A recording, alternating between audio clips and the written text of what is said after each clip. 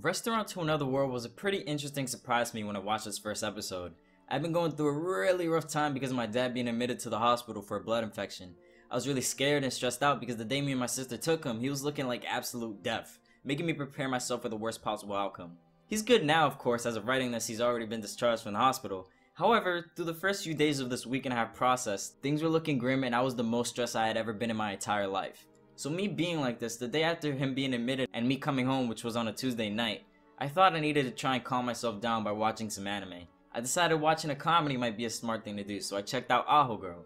It was pretty funny and I enjoyed it, but I couldn't shake my depressed feeling. I then checked out another anime by the name of Elegant Yokai Apartment Life. It was a pretty interesting slice of life comedy, but again, I found myself at a loss when it came to finding a lift for my mood. But that's when I checked out Restaurant to Another World. Before watching it, my expectations were somewhat low. The synopsis I read explaining what it was about wasn't really screaming anything interesting. The only thing that was a little appealing was the fact that it said the restaurant had days when the door opened to another world, allowing guests from parallel universes to enter the restaurant. And I probably should mention that the Another World concept is something that is very common in anime nowadays, so even that didn't have much merit. Going into the episode though, it starts off with a group of men from different dimensions having a meal in the restaurant while debating what goes best with white rice. There wasn't much there for me to say I liked it yet, but it only lasted about 3 minutes, so it's fine. After that scene, we get taken to another world in which we're introduced to another one of the restaurant's owner's customers.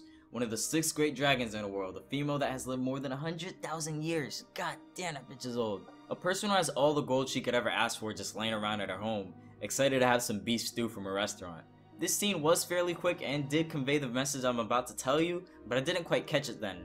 Not until we met the next person in the episode. A demon girl named Aleta.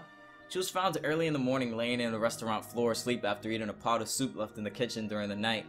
When asked how she got there, she told the owner about what transpired before she walked in, explaining how she was sleeping outside in some ruins and how she had nothing to eat, later seeing a door pop up in front of her that she ended up walking in. Aleta thought it was a dream, so she thought it was alright to just walk in and eat the food. Then tell him about her life when he asked if there was anything else, conveying the frustration she felt and how being born a demon had a negative effect on her life.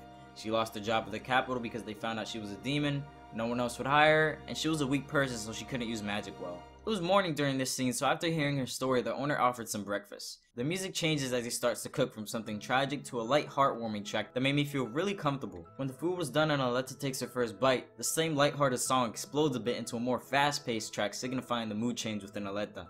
Everything she experienced up until that moment disappeared as she had the food given to her. She didn't feel tense at all for eating the man's food. She didn't think about how much her life sucked back in the world. She just took in the simple but profound joy that the food was providing her. Crazy thing is, I somehow felt the same. The chilled but joyous tone in that moment affected me as well and made me feel comfortable as I watched. All the stress that I felt about my dad's situation lifted for that night and I felt light as a feather. Same way Aleta only thought about the good memories she had while she was at the restaurant instead of all the bad she had gone through before that. Which leads me to the main message that this anime was trying to convey from the start of its first 2 episodes. Whether at your highest point like the Great Dragon Woman, or at your lowest of your low like Aleta the Demon. Something as simple as good food can soothe your heart, be as valuable as a treasure, or even bring back memories of a comfortable home you grew up in.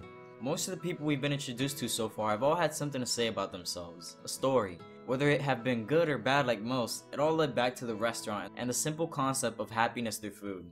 I myself am not the biggest food enthusiast. In fact, I'm underweight because of my pickiness for different foods. Yet this still managed to touch me in ways I'll always be grateful for. I know I haven't watched much cooking anime besides Food Wars, and there might be better anime coming out like Welcome to the Ballroom and Made in the Abyss that you would rather watch. But just off the first episode alone, this helped me get back on my feet after all the life complications I was going through. In a way, I guess another goal of the author for this and the studio behind it is to heal the heart of the people watching with its welcoming and understanding cast/feel of the series. Anyway, I felt obligated to spread some of its worth no matter how small I am or how bad I am at conveying this message, so that maybe someone can take out of it what I did when I was at my lowest point, and help them get through the rest of their day with a warm heart.